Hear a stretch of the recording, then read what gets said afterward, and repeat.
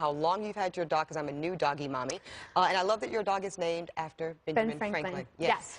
His birthday is July 3rd, one day before Jessica's book comes out. He'll be a year old on July 3rd. He's a purebred black lab, and I've had him since Labor Day weekend last year. Okay. And do you get criticisms that your dog has a real person's name? Because my dog's named Carrie James, and people like give me a hard time because they feel like they should have like a puppy name, like Coco or something. Oh, I don't like that. Seriously. I like having a real name, and people say to me that Franklin's a great name. And I've had people say, oh, he must be the smartest dog in puppy class because his name is Franklin. No, not smarter than my Carrie My James. dog's name is Freedom.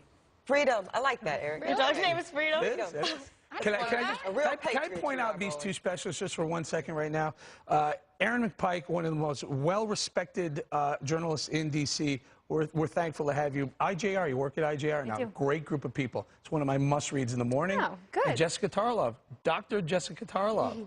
I'm not making it, I'm not joking. You have a PhD in political science, right? I do, yes. We I have a two great question for you, though, Jessica. Is it about my thesis? So your book, Didn't plagiarize it, I promise. your book's coming out July 4th. It is. How can you do that when you're a Democrat, which means you don't like America? Oh, totally, yeah. No, tell us about your book. Yeah, so I'm really excited. I wrote it with Doug Schoen, who's also a Fox News contributor, and I worked for him for a blissful 4.5 years until January. No, what? That could be the first time anyone talked about working with Doug as being blissful, but okay. Doug, if you're watching, I didn't say that. Anyway, so actually, it's not a partisan book. It's No, legitimately, it's not. It is a roadmap. It's Friday, I'm sorry. It's Friday, we have 30 seconds left of the show.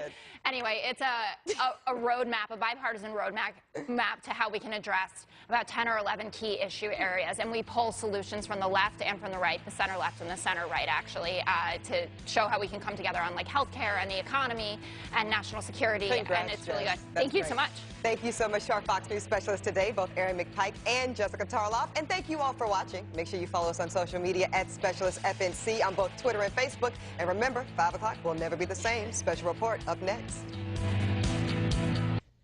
More palace intrigue over the special counsel investigation.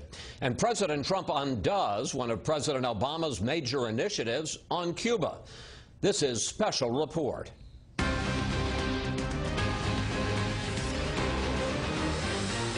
Good evening, I'm Chris Wallace in for Bret Baier. There are tweets and clarifications, reports and denials tonight in the investigation into President Trump's alleged links with Russia and possible obstruction of justice. All this while Mr. Trump announced a major policy change, reversing the course set by his predecessor. Chief White House correspondent John Roberts starts us off tonight. Good evening, John.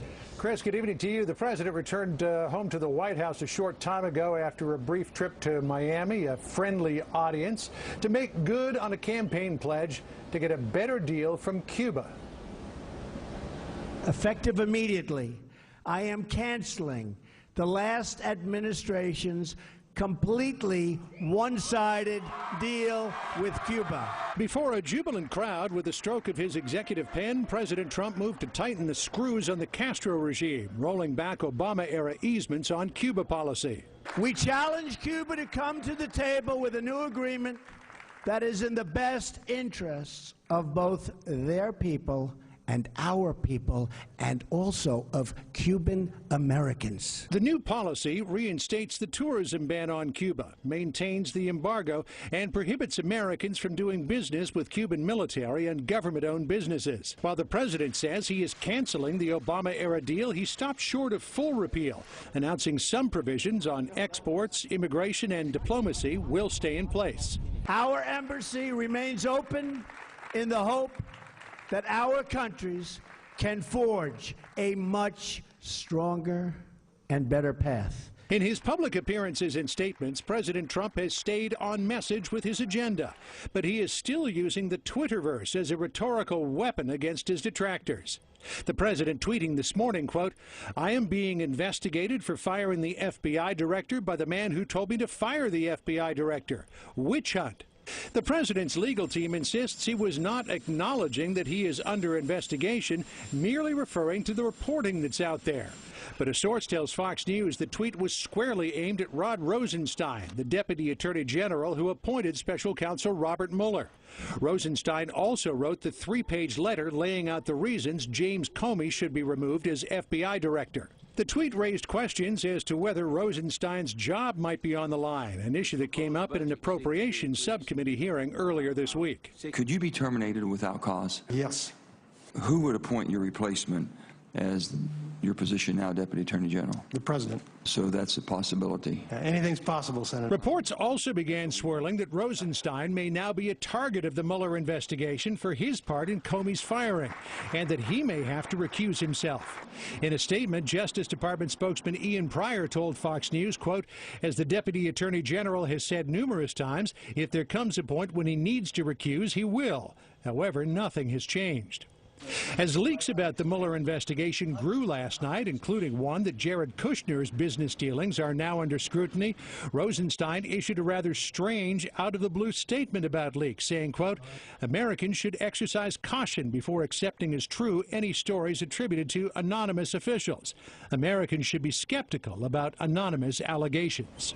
Sources close to Jared Kushner shot down the idea that his business dealings with Russia were under investigation, saying, quote, we do not know what this report refers to. They also reiterated that they have been contacted neither by the FBI nor the Office of Special Counsel. Chris?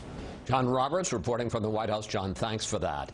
President Trump's new Cuba policy is drawing both praise and criticism tonight, even from Cuban Americans.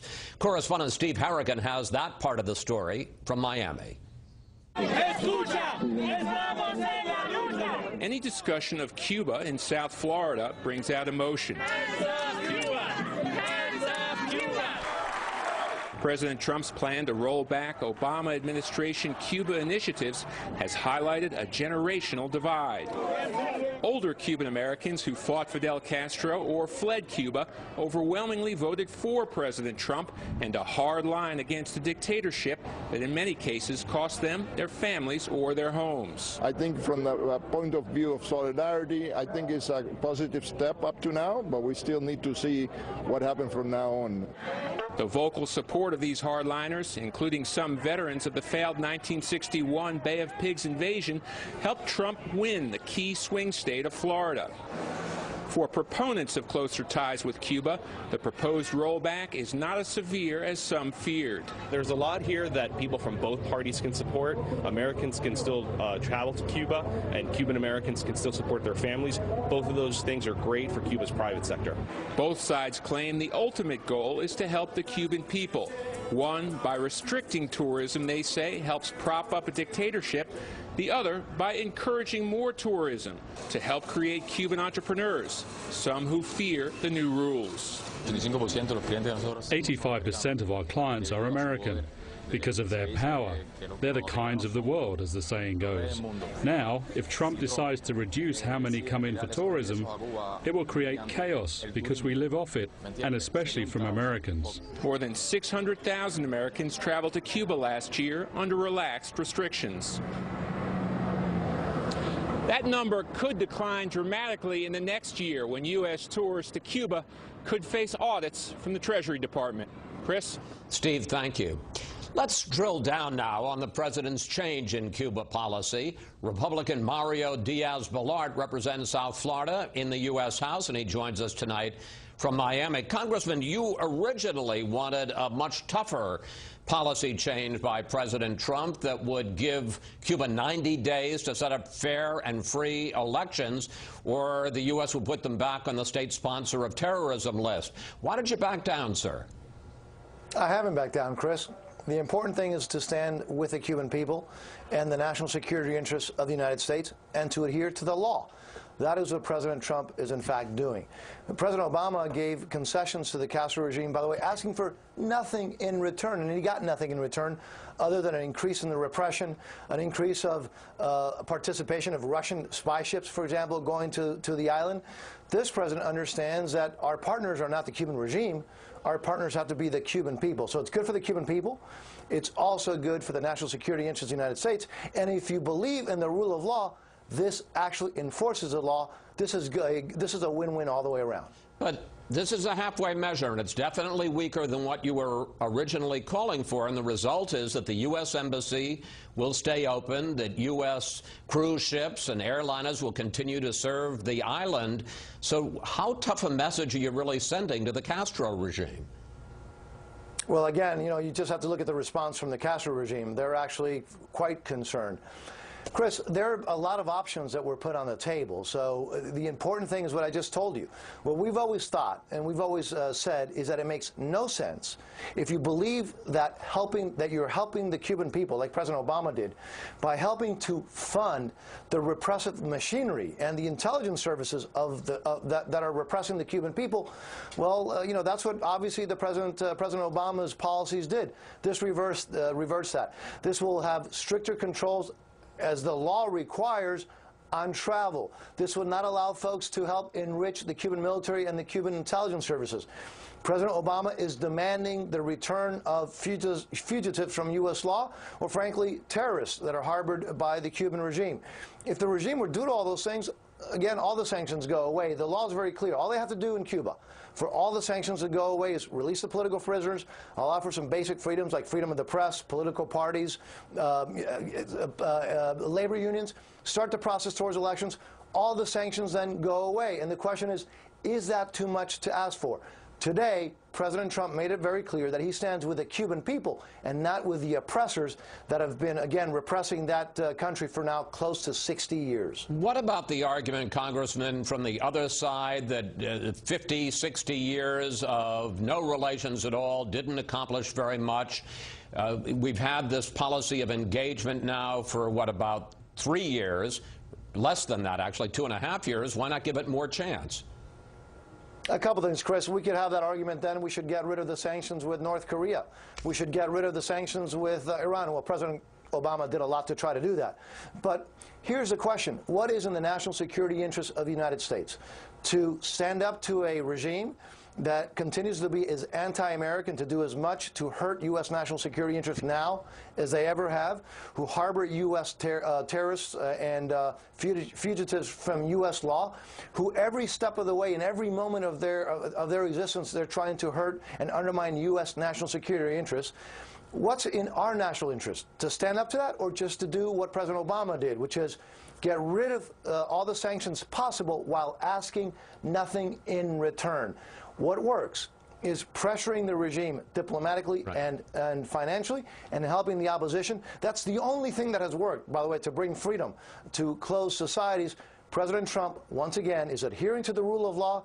He is standing by the Cuban people, and we do not have to fear anymore watching on the television an American president doing the wave with the Cuban dictatorship who has blood on his hand, not only of Cubans, but also of American citizens. Congressman Diaz-Balart, thank you so much for your time tonight. Always a privilege. Thank you, sir. President Trump is scrapping another Obama policy that protected many immigrant parents from deportation, but he has not yet decided the fate of the so-called Dreamers. Correspondent Kristen Fisher has more. Hundreds of thousands of undocumented immigrants who came to the U.S. as children will be allowed to stay, at least for now, according to this fact sheet posted on the Department of Homeland Security's website last night. It says the memorandum that created the Deferred Action for Childhood Arrivals, or DACA program, will remain in effect. The question is, for how long? The White House says President Trump still hasn't decided what to do about these so-called Dreamers. On the campaign trail, he promised to deport them. We will immediately terminate President Obama's 2 illegal executive amnesties. The Trump administration officially terminated one of those amnesties last night, the Deferred Action for Parents of Americans and Lawful Permanent Residents, which would have protected the parents of Dreamers from being deported. But it never took effect because it was blocked in federal court. Now, the fate of its sister program, DACA, is still in question, though the president's opinion of it is clearly evolving. DACA is a very, very difficult subject for me, I will tell you. To me, it's one of the most difficult subjects I have. Last week, the Homeland Security Secretary pleaded with Congress to pass a bill granting Dreamers some clarity. I'm not going to let you off the hook. You've got to solve this problem. But elsewhere, the Trump administration is cracking down. Over the weekend, more than 100 Iraqi immigrants in Detroit were arrested, including dozens of Christians. U.S. Immigration and Customs Enforcement says most of them had committed crimes, but their families fear they will face religious persecution and possibly death if deported back to Iraq. How can you take my brothers or these families to Iraq? None of them speak the language, and they will kill the Christians. They will kill our people. Now, this crackdown comes after Iraq agreed to a deal in exchange for being removed from President Trump's proposed travel ban.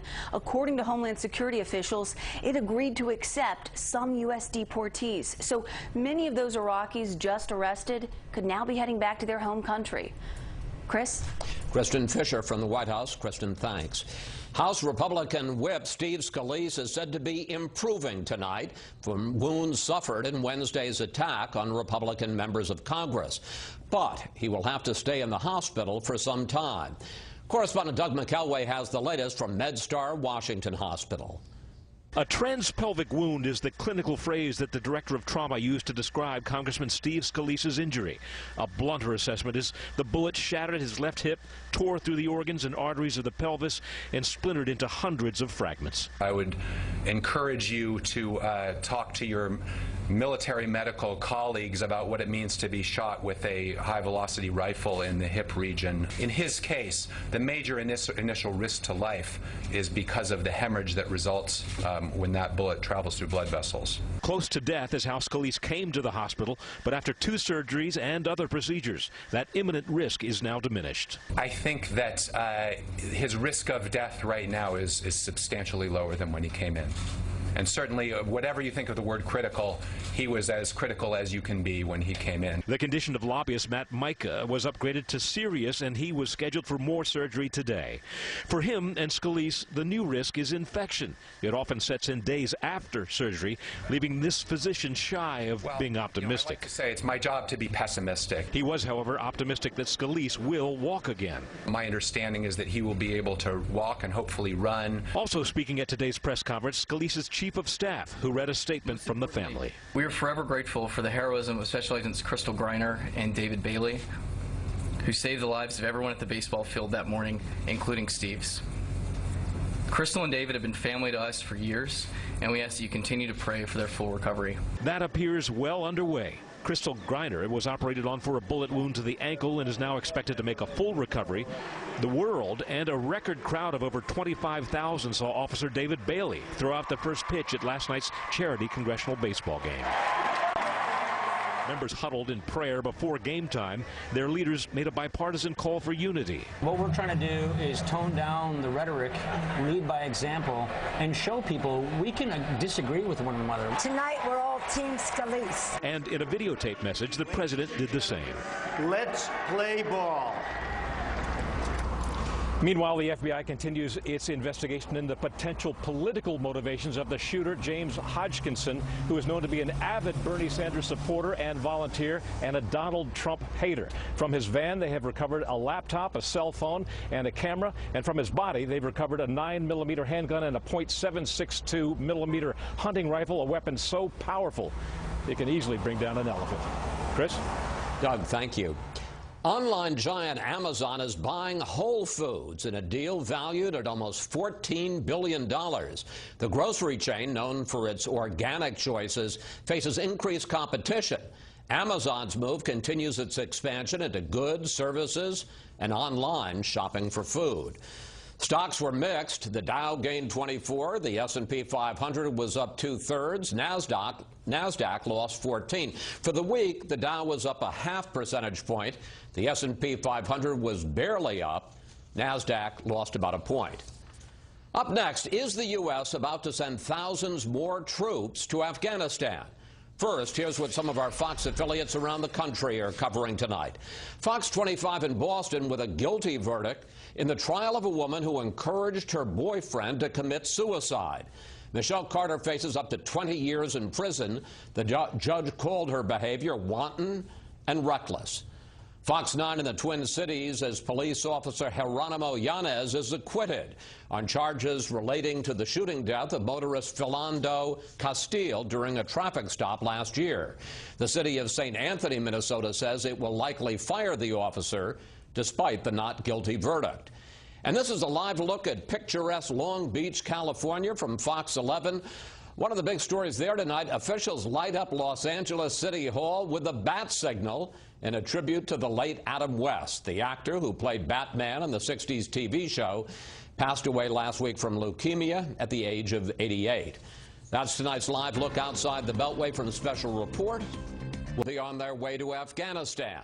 National Security Correspondent Jennifer Griffin is at the Pentagon tonight with what would be a significant re-escalation in America's longest war. Good evening, Jennifer. Good evening, Chris. Officially, the Pentagon says no final decision has been made on troops to Afghanistan, and no announcement is scheduled at this time.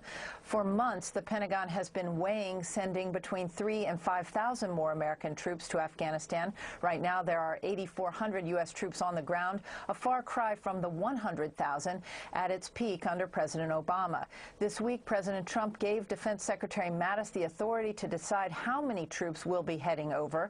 Mattis blamed the last administration for pulling U.S. troops out too soon.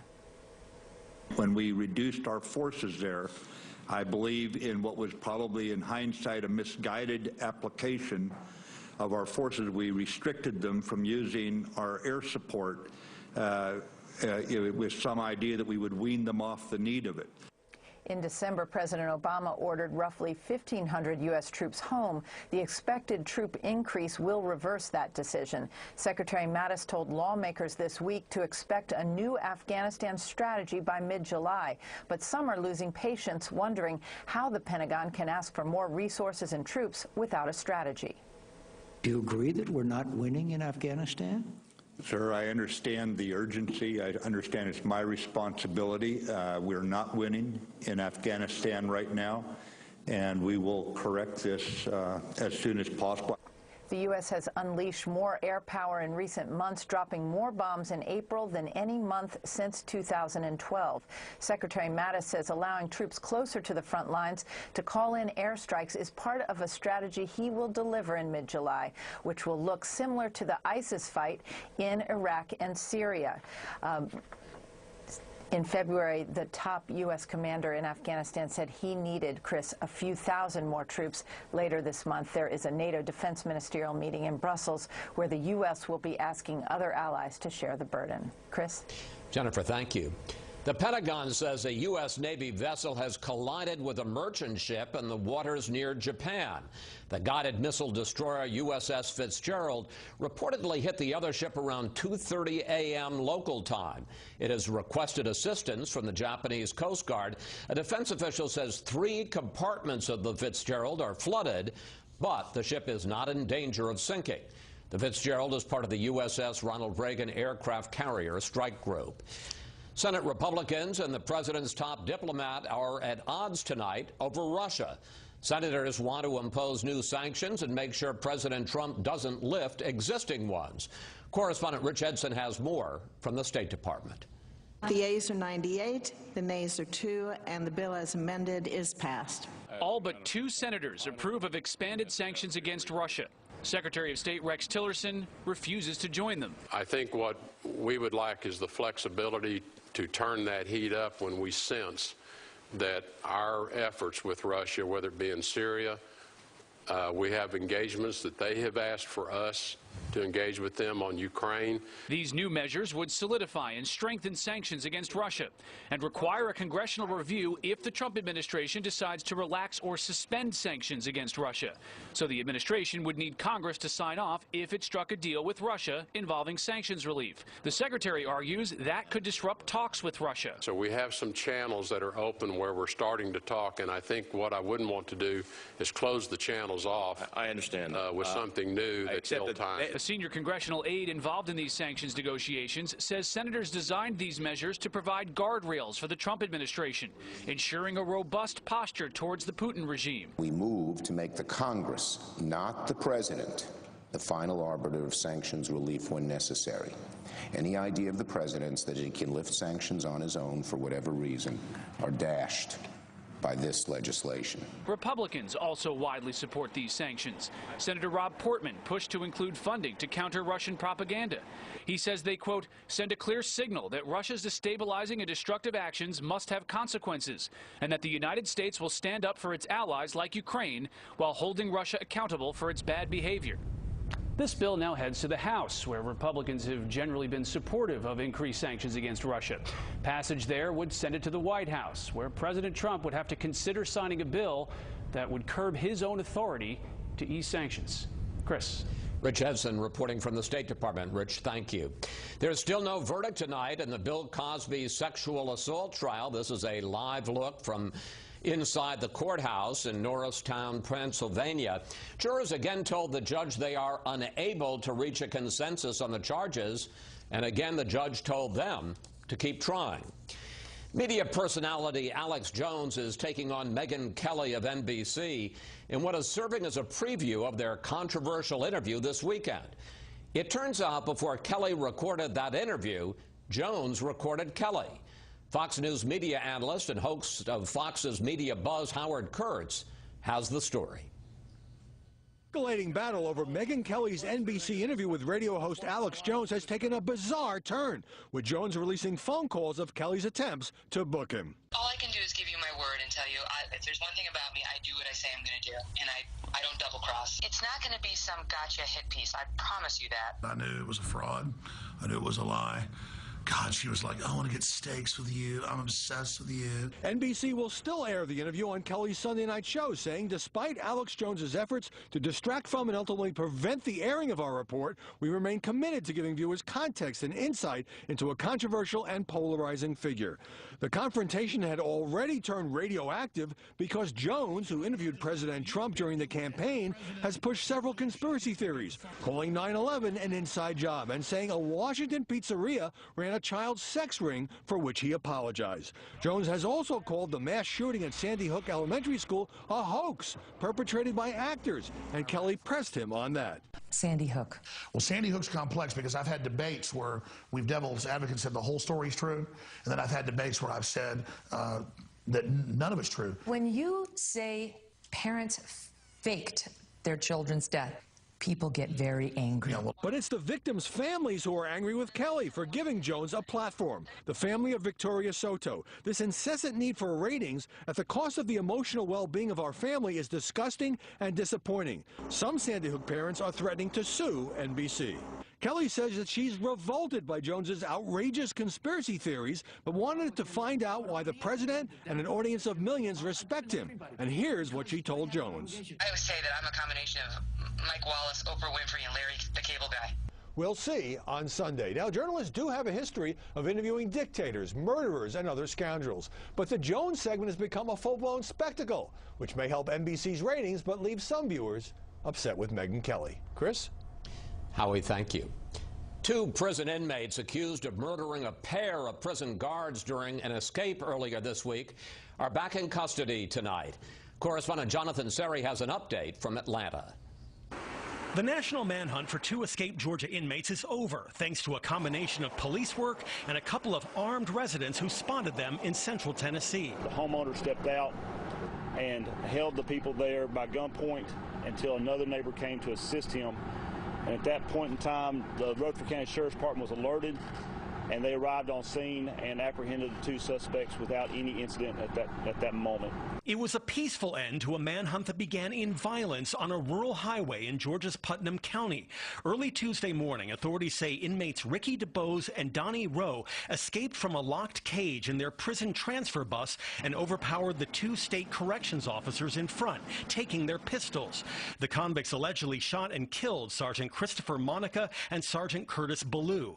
Investigators say the fugitives tried to evade capture by stealing a series of vehicles, including one during a Thursday home invasion on an elderly couple in Bedford County, Tennessee. They told me exactly who they were, and they told them pretty much everything. Wow. They told me, we don't care because we're going to be dead within 24 hours. The couple alerted local authorities who spotted the stolen vehicle and embarked on a 10-mile high-speed chase. Deputies say the inmates fired on them several times before crashing and fleeing on foot through some trees to a nearby home. They thought it was going to be an opportune moment to try to steal a vehicle from that residence. Little did they know it was not. We're very thankful that the cooperation from the homeowners led to this today. At a Friday court hearing in Tennessee, both DuBose and Rowe waived their rights to extradition and are being returned to Georgia to face new charges related to the deaths of Sergeants Monica and Ballou. And Georgia Governor Nathan Deal says the state will not forget the service and sacrifice of these two fallen officers. And while mourning the loss, law enforcement officials say they are relieved to have these two inmates back behind bars after leading them on a manhunt that extended nearly 300 miles. Chris? Jonathan Seri reporting from Atlanta. Jonathan, thank you. This is a Fox News alert. We are now getting new information about the shooter in the congressional baseball practice attack. Chief Intelligence Correspondent Catherine Herridge has the latest. Good evening, Catherine. Well, thank you, Chris. Federal law enforcement officials confirmed to Fox News that the 66-year-old suspect, James Hodgkinson, did have a list on his person when he was searched by FBI agents at the scene of the shooting. We're told that the piece of paper has a list of names on it, and on that list are 3 Republican members of the House, and we are reaching out to their offices to get independent confirmation that they have been briefed by the police and the FBI before broadcasting those names. We've also been urged not to draw conclusions about the list at this time, but we can confirm that a list was found on the suspect at the shooting, and 3 names on that list were Republican lawmakers, Chris. Now, Catherine, do we know whether any of the names on that list were actually Republican members who were at the baseball practice? I want to be cautious about how far we go in terms of identifying them at this time, because I don't think it's fair to give out that information until we have a response from their offices. We would not want them to be blindsided by this information. Catherine, thanks so much. You're welcome. President Trump reverses President Obama's... Effective immediately, I am canceling the last administration's completely one-sided deal with Cuba. Our policy will seek a much better deal for the Cuban people and for the United States of America. We do not want U.S. dollars to prop up a military monopoly that exploits and abuses the citizens of Cuba. President Trump announcing his new policy towards Cuba, rolling back major parts of President Obama's opening to that country in 2014. Time now to bring in our panel. Jason Riley, Wall Street Journal columnist and author of the new book, False Black Power. Amy Walter from the Cook Political Report. And Byron York of the Washington Examiner. Well, Jason, the president said, you heard him there, that he's rolling back the deal, the bad deal, he says, that President Obama made with the Castro regime so he can get a better deal for the Cuban people. Right. Does that make sense? It does make sense. I mean, he wants to curb some of these business transactions that help prop up the regime, but don't do much for everyday Cubans. It was a campaign promise, and I think there's a lot of sympathy for doing that. You know, a lot of people who don't support the embargo nevertheless didn't like how Obama went about cutting this deal. Congress had in place a framework. It's been there for 20-something years. It's known informally as the Helms-Burton Act that was passed back in the 90s and signed by Bill Clinton. And Cuba's supposed to meet certain conditions before we normalize relations, independent judiciary and freedom of the press and all kinds of free and fair elections. And there was no real evidence that they had made the progress towards meeting those conditions before Obama signed off on this deal. So I think that Trump is right to revisit some of this. I'd also add that, you know, the same people that are so worried about Trump's affiliation with Putin, or affinity with Putin, I should say, should be equally concerned with why Obama had such an affinity for this Castro regime and why he was so eager to cut this deal in the first place. What's interesting, though, Amy, is the fact that this is not a complete rollback. That's right. And you heard me ask Congressman Diaz-Balart about that. The U.S. Embassy stays open. U.S. planes, cruise ships can continue to serve the island. What about that? Right. And the wet foot, dry foot policy of the administration, of the Obama administration, stays in place as well. Really, I think this is, to Jason's point, this was really about Donald Trump being able to follow through on a promise he made as candidate Trump, President Trump following through as candidate Trump on a promise to do this. And I think actually one of the biggest winners in all of this is Marco Rubio, the senator from Florida, who has made this a centerpiece, the opposition to Obama's policy on Cuba. The stories thus far about this entire process have been really focused on Marco Rubio, the backroom dealings that he was able to do to get the president to sign on. It reads something like a nerdy spy novel, how they did this very secretly so nothing would leak about this, how he really was able to sit down and convince the president on this story. So for Marco Rubio, I think this does a whole lot. On the policy itself, to your point, it's not going to make much. There's not much difference. And then finally, I think for voters, for those outside of the Cuban exile community, I don't know that this is going to make a huge difference in terms of how they view either this issue or how they view the president. It was December of 2014 when the president announced his opening to Cuba, and last year when he visited Havana and met with Raul Castro, the president of Cuba, he defended his new policy. If you keep on doing something over and over again for 50 years and it doesn't work, it might make sense to try something new. Byron, did engagement, which is what I think you can call the Obama policy, did it work at all? Did it make any difference? It does not seem that they have done much, that Cuba has done much to keep up its end of the bargain in terms of liberalizing itself and giving more freedom to dissidents in the country.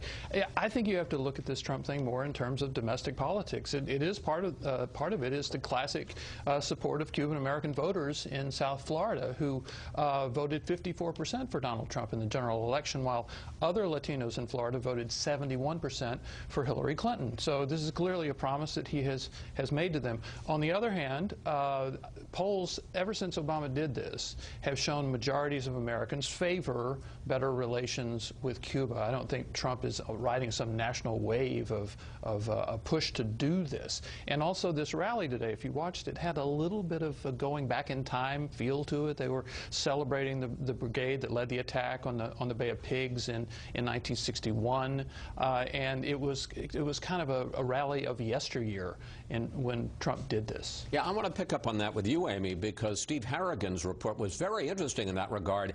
The Cuban-American community is not united on the issue of Cuba. The older Cuban-Americans, people who remember Fidel Castro, maybe who fled, they're very much for the Trump policy getting tougher with the Castro regime. Younger Cuban-Americans, not so much. Not so much. And I think that we've been seeing that for years. This isn't new to Donald Trump. This has been going on for quite some time.